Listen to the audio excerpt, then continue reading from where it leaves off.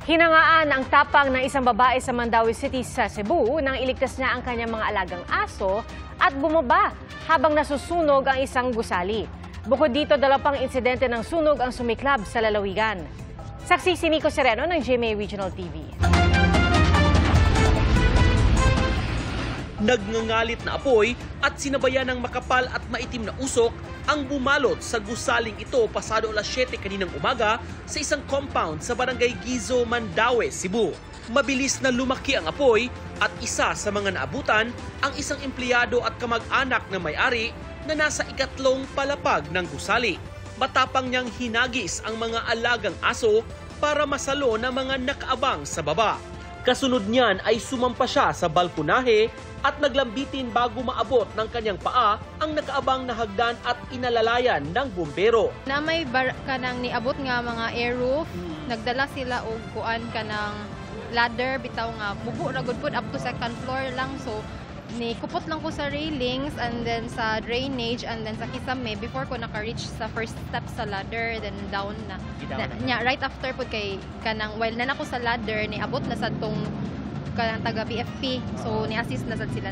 Umabot sa ikalawang alarma ang sunog sa gusali kung saan may nakatambak na mga styro box at mga insulator. Tinatayang nasa 10 milyong piso ang halaga ng pinsala. Based sa among initial nga investigation, sir, kuan gid siya, sir, electrical faulty gid siya, sir. Ground floor. Sa Mandaue pa rin, binulabog din ang isa pang sunog ang barangay Subang Dako. Partially damaged ang ikalawang palapag ng isang bahay. Iniimbestigahan pa ang pinagmulan ng sunog. Pasado alas 6 naman kagabi nang sumiklab ang sunog sa barangay Cogon, Pardo sa Cebu City.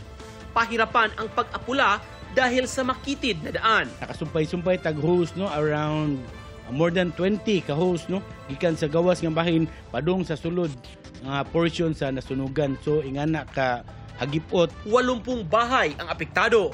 Karamihan sa mga residente wala nang naisalbang mga gamit. Magpasko me, manampiling sa Daplins Canal. Wa naman may balay nga ulian. Halos 4 na milyong piso ang tinatayang halaga ng pinsala ng sunog. Isa ang problema sa linya ng kuryente sa tinitingnang sanhi ng sunog. Sa datos ng BFP, ilan sa pangunahing sanhi ng sunog, lalo na ngayong Kapaskuhan, ang short circuit o overloading at open flame gaya ng kitchen fires at sunog dahil sa mga paputok.